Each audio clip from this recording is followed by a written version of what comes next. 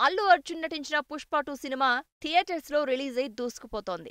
మంచి ఎలివేషన్స్ తో అదిరిపోయే సీక్వెన్సులతో 'పుష్ప 2' ప్రేక్షకులను మెప్పించింది. అయితే 'పుష్ప 3' కూడా ఉంటుందని గతంలోనే ప్రకటించారు. కానీ ఎప్పుడు ఉంటుందో మాత్రం చెప్పలేమన్నారు. 'పుష్ప 2' సినిమాలో 'పుష్ప 3'కి అనేక లీడ్స్ ఇచ్చారు. చివర్లో 'పుష్ప 3' టైటిల్ కూడా వేశారు. దీంతో 'పుష్ప 3'లో కథేం ఉంటుంది అని ఆసక్తి నెలకొంది. 'పుష్ప 2' సినిమాలో పుష్ప జపాన్‌కి వెళ్లి అక్కడ ఫైట్ చేసినట్లు ఒక సీన్ చూపించారు. ఈ సీన్ దేనికి అనేది క్లారిటీ లేదు. ఈ సీన్ పార్ట్ 3లో కంటిన్యూటీ ఉంటుందని తెలుస్తోంది. అలాగే పుష్పకు వ్యతిరేకంగా అందరూ ఒకే చోట కలిసినట్లు క్లైమాక్స్‌లో చూపించారు. మరి వీళ్లంతా కలిసి ఏం చేస్తారు తెలియాలంటే 'పుష్ప 3' చూడాల్సిందే.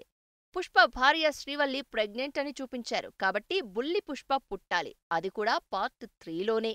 అలాగే గతంలో పుష్పని అరెస్ట్ చేశారు. జైలు నుంచి తప్పించుకున్నాడు అని ఓ గ్లింప్స్ రిలీజ్ చేశారు. కానీ ఆ గ్లింప్స్‌లో చూపించింది ఏదీ సినిమాలో లేదు. దీంతో అవి కూడా పార్ట్ 3లోనే ఉంటాయి. ఇక పుష్ప ట్రైలర్‌లో చూపించిన కొన్ని షాట్స్ కూడా సినిమాలో లేవు. అవి కూడా పార్ట్ 3లోనే ఉంటాయని అర్థమవుతోంది.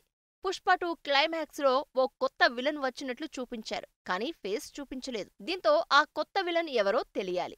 'పుష్ప 1'లో బెడికి పరిమితమైన జాలిరెడ్డి పార్ట్ 2 క్లైమాక్స్‌లో లేచి వస్తాడు. 'పుష్పపై అతని రివెంజ్ కూడా పార్ట్ 3లోనే. ఇలా పార్ట్ 2లోనే చాలా లీడ్స్ ఇవ్వడం, గ్లింప్స్, ట్రైలర్స్‌లో చూపించిన సీన్స్ సినిమాలో లేకపోవడంతో వాటికి ముగింపు తెలియాలంటే ఖచ్చితంగా పార్ట్ 3 తీయాల్సిందే అని ఫ్యాన్స్, ప్రేక్షకులు ఎదురు చూస్తున్నారు. అలాగే ఆ సీన్స్ అన్నీ ముందే షూటింగ్ చేసేశారు కాబట్టి 'పుష్ప 3'లో కొంత భాగం షూటింగ్ అయిపోయినట్లు తెలుస్తోంది. అల్లు అర్జున్ ఒప్పుకుంటే ఎప్పుడు డేట్స్ ఇస్తే అప్పుడు 'పుష్ప 3' తీస్తాను అని సుకుమార్ 'పుష్ప 2' ప్రీ రిలీజ్ ఈవెంట్లో చెప్పాడు. దీంతో 'పుష్ప 3' ఎప్పుడు తీస్తారు అనేది బన్నీ చేతిలోనే ఉంది.